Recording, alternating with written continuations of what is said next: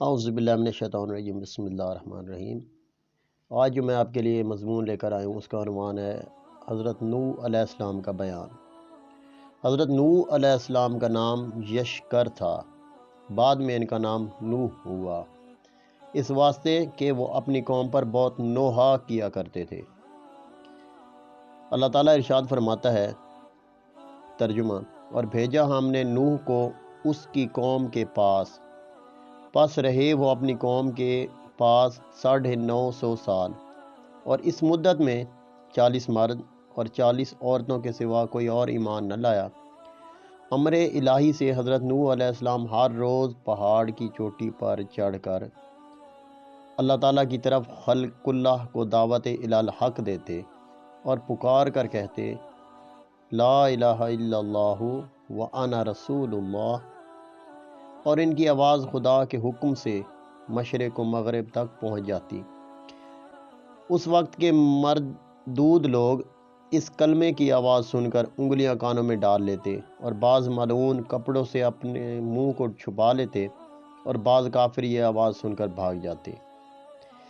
جب کہ وہ ان مردودوں کو اللہ کی طرف دعوت دیتے تو وہ کافر سب کے سب بے ادبی سے حضرت نوح علیہ السلام پر ہاتھ چلاتے اور مارتے مارتے بے ہوش کر دیتے، اور جب وہ ہوش میں آتے تو پھر پکار کر بولتے، اے لوگو، تم کہو اللہ وحدہ لا شریک ہے اور نوح اس کے برحق رسول ہے۔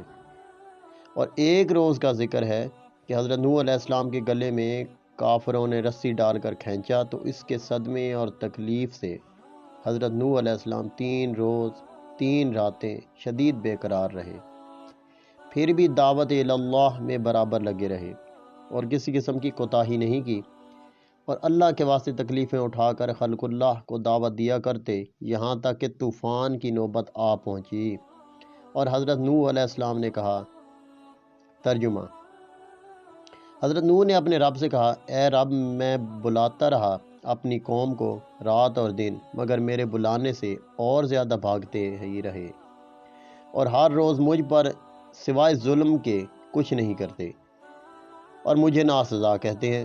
اور ایک دن کا ذکر ہے کہ حضرت نوح نے اپنی قوم کو خدا کی طرف دعوت دی تو کافروں نے آ کر حضرت نوح کو ایسا مارا کہ تمام کپڑے لہو لہان ہو گئے۔ تب ان کی بیوی جو کہ کافرہ تھی کہنے لگی، اے قوم، نوح دیوانہ ہوا ہے، تم اتنا مت مارو۔ جو وہ کہتا ہے اپنے دیوانے پن سے کہتا ہے اور وہ کچھ نہیں جانتا ہے۔ حضرت نوح نے اپنی بیوی سے جب یہ باتیں بے ادبی کی سنی تب حضرت نوح علیہ السلام نے آسمان کی طرف منہ کیا اور رو کر کہا، جیسا کہ اللہ تعالیٰ فرماتا ہے، ترجمہ: پھر اس نے پکارا اپنے رب کو کہ گھر گیا ہوں کافروں میں، اور تو میرا بدلہ لے ان سے۔ فی الفور جبریل علیہ السلام نے آ کر کہا، اے نوح، تو دعا کر، تیری دعا اللہ کی بارگاہ میں مستجاب ہے۔ یہ قوم میں کفار تم پر ہرگز ایمان نہ لائے گی، اور تم اس درخت کو لگاؤ۔ اور دوسرا قول یہ ہے کہ جبریل نے ایک شاخ درخت بہشت سے لا کر دی، حضرت نوح نے اس شاخ کو زمین پر لگایا۔ جب 40 برس گزر گئے وہ درخت اس قدر بڑا ہوا کہ 600 گز لمبا اور 400 گز موٹا چوڑا ہو گیا، اور اس 40 برس کے اندر تمام بیویاں ان کافروں کی بانجھ تھیں اور نسلیں ان کی منقطع اور باقی عذاب الہی سے معصوب ہوئیں۔ سبب اس کا یہ ہوا کہ وہ اپنے بیٹوں کو نوح علیہ السلام کے پاس لے جا کر بولیں، اے لڑکو، تم اس کو دشمن جانو اور اس کی بات نہ مانو، اس کو ہمیشہ ذلیل و خوار کرو کہ یہ دیوانہ ہے۔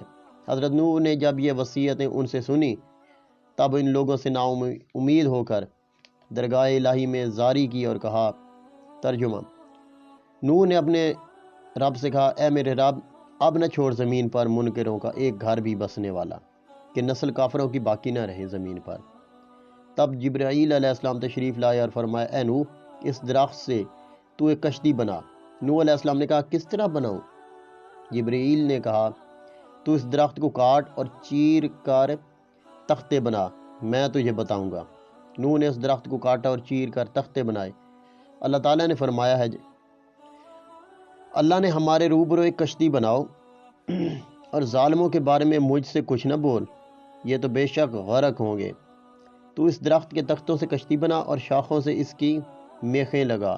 حضرت نوح نے بموجب تعلیم حضرت جبرائیل علیہ السلام کے سیکھ کر اس درخت کے تختے بنائے۔ پہلے تختے پر نام آدم کا، دوسرے پر شیس علیہ السلام کا، تیسرے پر ادریس علیہ السلام پر، چوتھے پر نوح کا، پانچویں پر نام موسیٰ کا، چھٹے تختے پر صالح علیہ السلام کا، اور ساتویں پر نام ابراہیم۔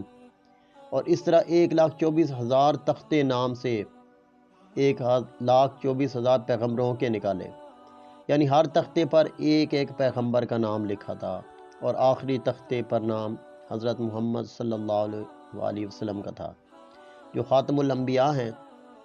حضرت نوح علیہ السلام نے جبریل علیہ السلام کی تعلیم سے کشتی بنائی۔ طول اس کشتی کا 1,000 گز اور عرض اس کا 400 گز تھا۔ جب کشتی تیار ہوئی تو اس کشتی کو دیکھ کر کافی لوگ ہنسے اور افسوس کرنے لگے، جیسے اللہ نے قرآن میں فرمایا ہے کہ نوح کشتی بناتے تھے، اور جب اس قوم کے سردار اس پر سے گزرتے تو ہنسی کرتے، اور اس پر نوح نے ان سے کہا اگر تم ہنسی کرتے ہو ہم پر تو ہم ہنستے ہیں تم پر جیسے تم ہنستے ہو، اور اب آگے جان لوگے کہ کس طرح عذاب آتا ہے، عذاب رسوا کرنے والا اور ہمیشہ رہنے والا ہے۔ یہ فائدہ تفسیر میں لکھا ہے کہ وہ کافر ہنستے تھے کہ خشک زمین میں غرق ہونے کا بچاؤ کرتا ہے، اور حضرت نوح اس چیز پر ہنستے تھے کہ دیکھو ان کے سر پر موت کھڑی ہے اور یہ لوگ ہنستے ہیں۔ غرض کشتی تیار ہو گئی، اس میں 4 تختے کم ہوئے۔ حضرت نوح نے حضرت جبریل سے کہا تو جبرائیل نے کہا حضرت محمد صلی اللہ علیہ وسلم میں خاتم الانبیاء ہیں، 4 تختے ان کے 4 دوستوں کے نام سے، ان کے نام یہ ہیں، وہ لگاؤ۔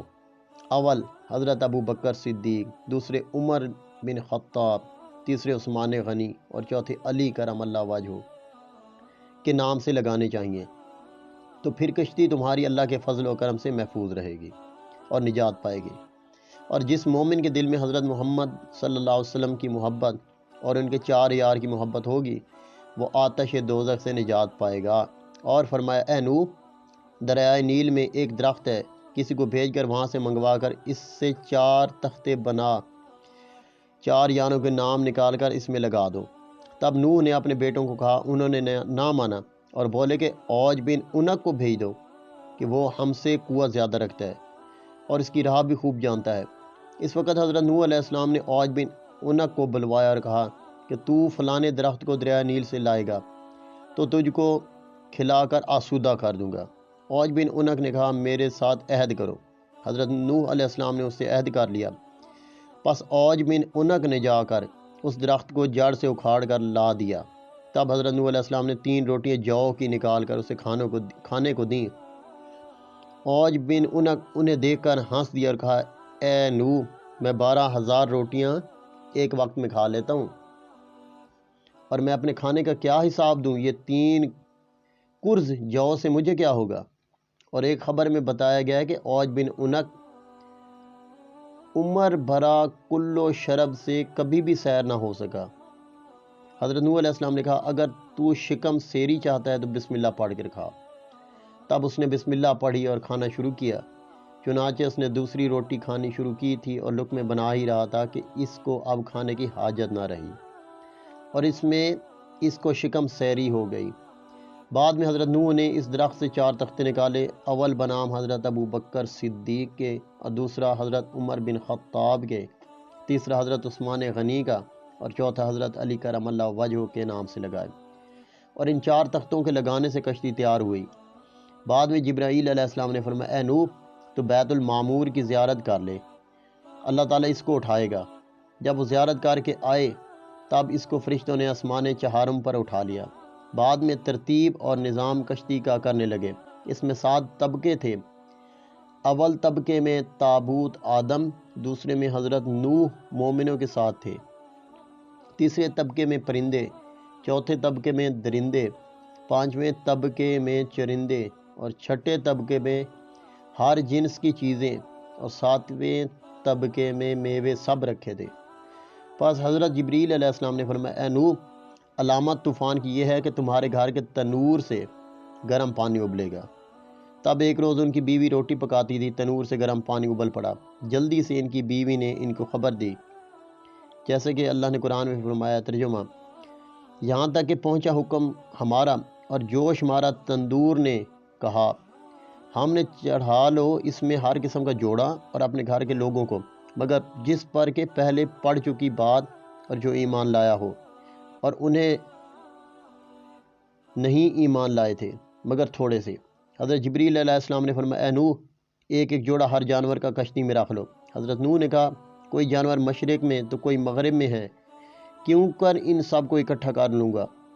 پس اللہ کے حکم سے جس کی نسل رہنی مقدر تھی اس جانور کو کشتی میں رکھ لیا، اور گھر والوں میں سے جس پر بات پڑ چکی تھی یعنی بیٹا اور اس کی ماں ڈوبی، صرف 3 بیٹے جن کی اولاد ساری خلقت ہے، اور تنور بھی حضرت نوح کے گھر میں تھا، جو حقیقت میں طوفان کا نشان بنا رکھا تھا کہ جب اس تندور سے گرم پانی ابلے تب کشتی میں سوار ہو جانا۔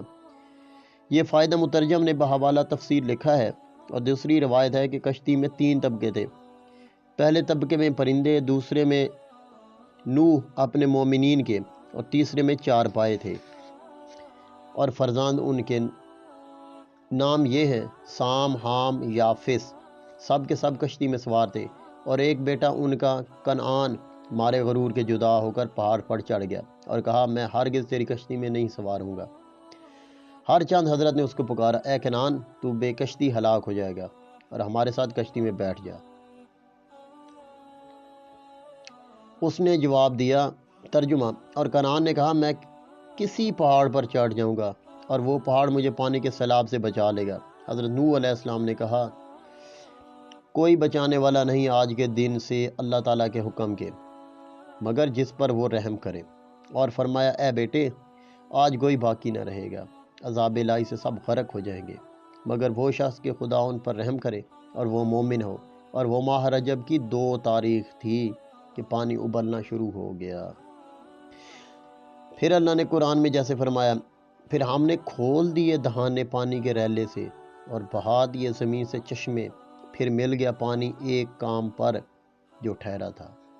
آسمان سے گرم پانی برسا اور زمین سے سرد ابلا، یہاں تک کہ پہاڑوں کے اوپر 40 گز پانی بلند ہوا تھا، اور جس پہاڑ پر حضرت نوح کا بیٹا تھا اس پر بھی پانی جا پہنچا۔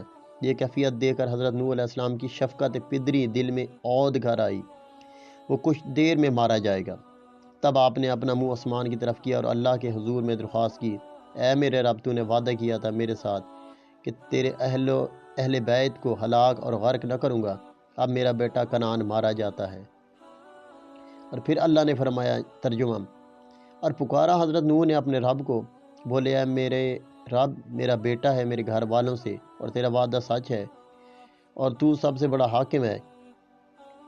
اس کا فائدہ ہے یعنی ایک عورت تو ہلاک ہو چکی، اب تو چاہے تو بیٹے کو ہلاک کرے یا اس کو نجات دے۔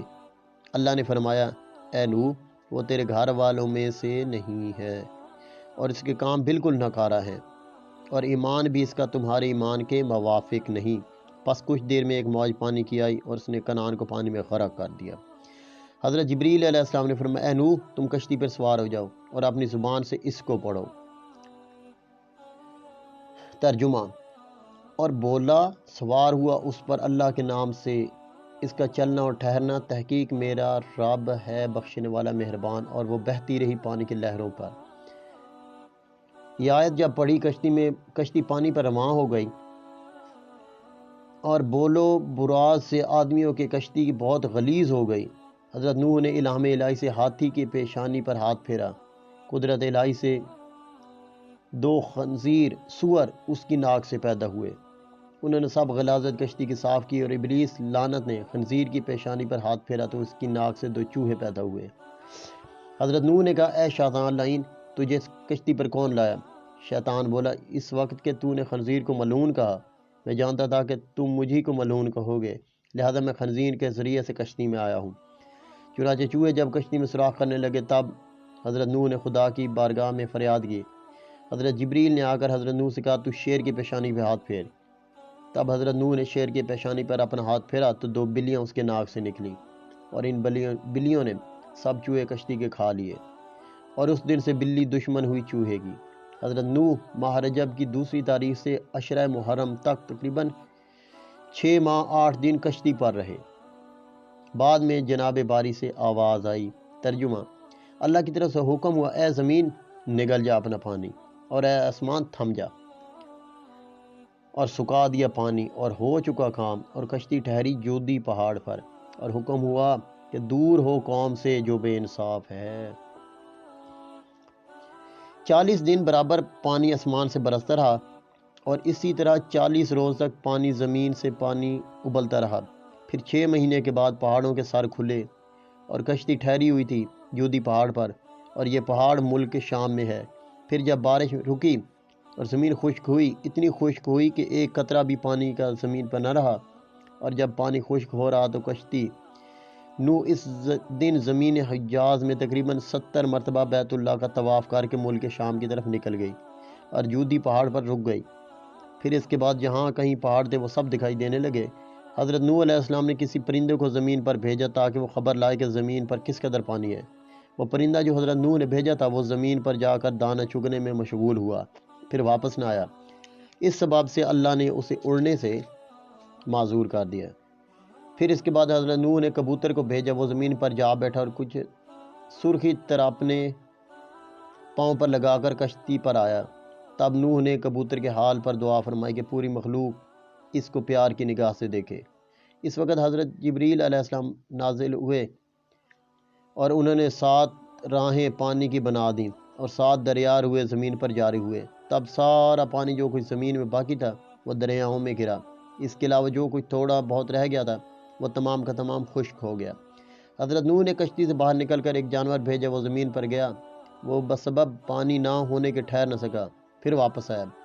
تب حضرت نوح نے اس کے لیے دعا فرمائی اور اپنی تمام قوم کو کشتی سے اتار لیا۔ اس وقت حکم اللہ تعالیٰ کا ہوا، اے نوح، جتنے تخم اور جڑیں ہیں یہ سب زمین پر بو دے۔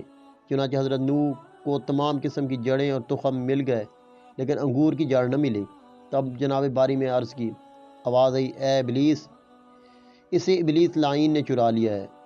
تب حضرت نوح نے اسے کہا، تو نے انگور کی جڑ چرا لی ہے، اس کو لا کر دو۔ شیطان نے انکار کیا۔ حضرت نوح نے فرمایا، مجھے اللہ نے خبر دیا کہ تو نے ہی چرائی ہے۔ تب شیطان نے کہا، میں لا دوں گا۔ حضرت نوح نے قبول کر لیا۔ پھر کچھ ہی دیر میں اسے لے کر حضرت نوح کے سامنے پیش ہوا۔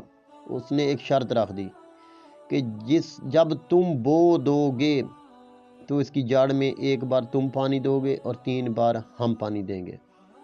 یہ بھی حضرت نوح نے قبول کر لیا۔ پھر انگور کو زمین میں بو دیا اور بموجب قول کے اپنے عمل میں لائے۔